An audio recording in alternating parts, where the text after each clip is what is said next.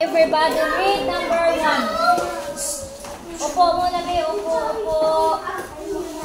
Grade 2, upo. Basa. Number 1. Basa po ng basura sa Si Daisa at si Arnel lang bang ating estudyante dito sa grade 2? Hindi. Ha? Sige na, basa daw kayo lahat. Basa po ng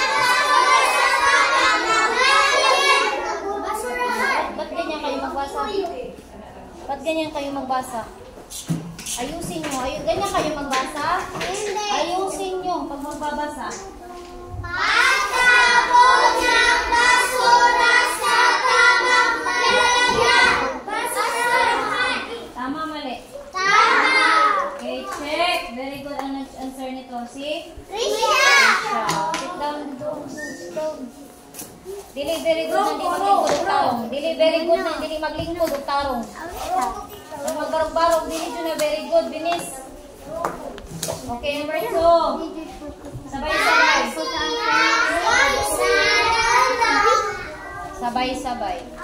Pasira na ko ng upuan sa party. Ba't ganyan kayo magbasa? Pasira ng mga upuan sa party. Tama, mali. Mali. Kasi dapat, ano gagawin dapat sa mga kuwan?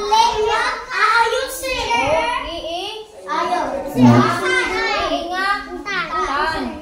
Iingatan para meron mahal. Gamit. Okay, number 3.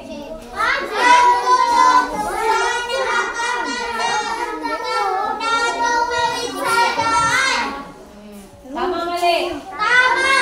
Tama, very good. Okay, number 4. Pagsigawan at gawin ng ilang sa loob niyang sinagalan. O, tama ba yung ginagawa nyo? Yung mag-iingay? Hindi. O, so hindi naman pala tama. Bakit kayo nag-iingay? Hindi naman pala tama. Okay, tapos na ba kayong magsulat-sulat na karole?